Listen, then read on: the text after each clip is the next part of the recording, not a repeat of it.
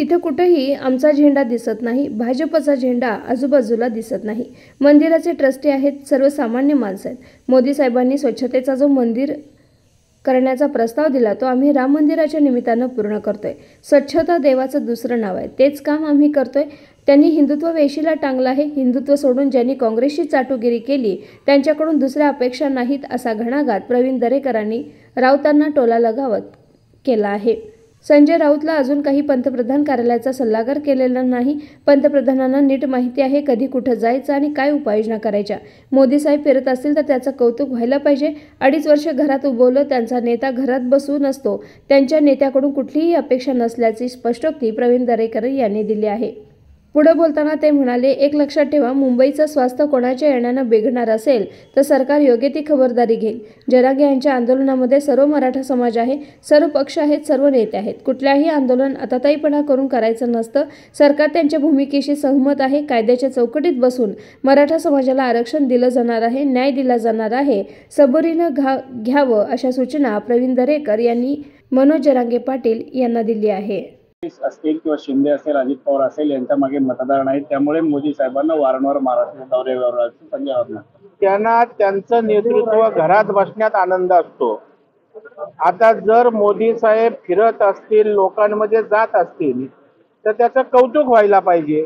परंतु घरकोंबडा ज्यांचं नेतृत्व आहे, 2.5 वर्ष घरात त्या ठिकाणी उभवलं, त्यांना तशाच प्रकारची मानसिकता होणार। ज्याचा नेता घरात बसून असतो त्या नेत्याच्या सहकार्याकडून दुसरी कुठली अपेक्षा होऊ शकत नाही। मोदी तर आमचे लोकाभिमुख नेते आहेत आणि त्याच्यामुळे ते फिरत राहणार आणि त्यांचा करिश्मा हा त्या ठिकाणी जर आमच्यासाठी फायद्यात होत असेल तर यांच्या पोटात दुखण्याचं काही कारण नाही। राऊतांनी असंही म्हटलेलं आहे की अयोध्येच्या राम मंदिराच्या मुद्द्यावरून आता सगळीकडे राजकीय प्रचार केला जातोय, म्हणजे काय सांगा? आपण बघाल या ठिकाणी कुठे आमचा झेंडा दिसतोय का सांगा? एकही भारतीय जनता पार्टीचा झेंडा इथे आजूबाजूला लावलाय का बघा? इथं मंदिराचे ट्रस्टी आहेत, सर्वसामान्य माणसं आहेत। मोदी साहेबांनी स्वच्छतेचा जो मंत्र दिलाय तो आम्ही राम मंदिराच्या निमित्तानं पूर्ण करतोय। म्हणजे मंदिर म्हणजे केवळ राम मंदिर उभं राहणं नाही, तर स्वच्छता हे सुद्धा देवाचं दुसरं नाव आहे आणि ते काम आम्ही या ठिकाणी स्वच्छतेच्या पूजेतनं त्या ठिकाणी करतोय।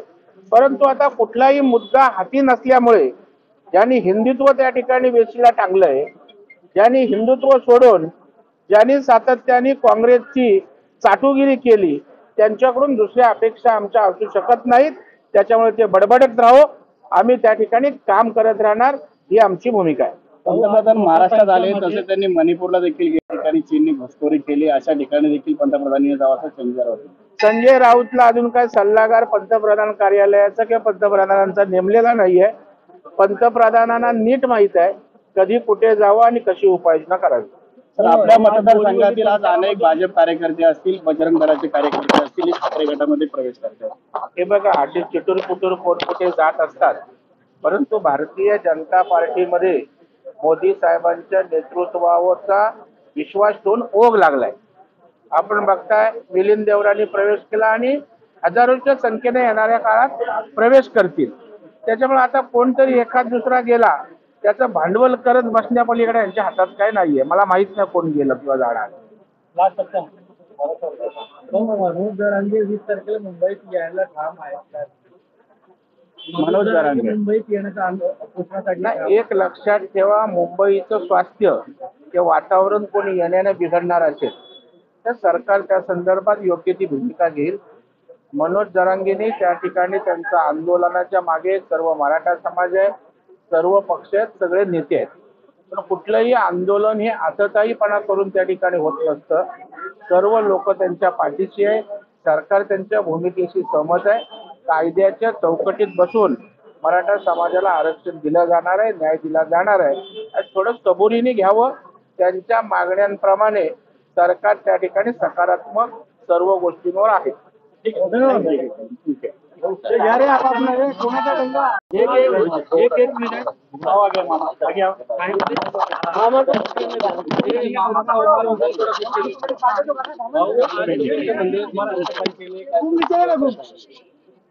बावीस तारखेला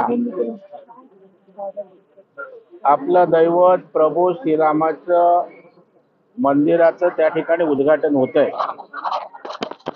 आणि पंतप्रधान नरेंद्र मोदी साहेबांनी सातत्यानं स्वच्छतेला प्राधान्य दिलंय. स्वच्छता अभियान या देशात स्वतः झाडू हातात घेऊन त्या ठिकाणी सुरू केलंय आणि त्याच्यामुळे स्वच्छतेला वेगळं महत्व या देशामध्ये मोदी साहेबांनी आणलेलं आहे.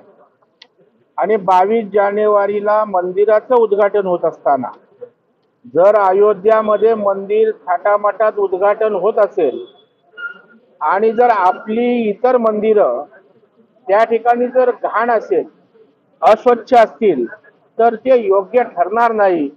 अशा प्रकारची भूमिका पंतप्रधान नरेंद्र मोदी साहेबांची आहे आणि त्यातनं भारतीय जनता पार्टीनं संपूर्ण मुंबई महाराष्ट्रामध्ये नव्हे देशभरात अशा प्रकारचं स्वच्छता मंदिरांमध्ये किंवा परिसर स्वच्छ करण्याची मोहीम घेतली.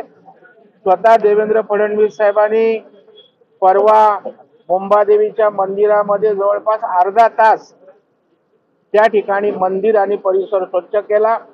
आज आम्ही या ठिकाणी अशोकवन या साई मंदिराचा आतील भाग गाभारा असेल, कळसाच्या आत त्या ठिकाणी स्वच्छता असेल किंवा परिसर आणि मंदिरातलं अगदी पाण्याने धुवून स्वच्छ करण्याचं काम आमच्या सर्व भारतीय जनता पार्टीच्या माझ्या सहकारी कार्यकर्त्यांनी केलं आणि मोदी साहेबांनी जो स्वच्छतेचा मंत्र दिलाय तो पाळण्याचा प्रामाणिक प्रयत्न केलाय.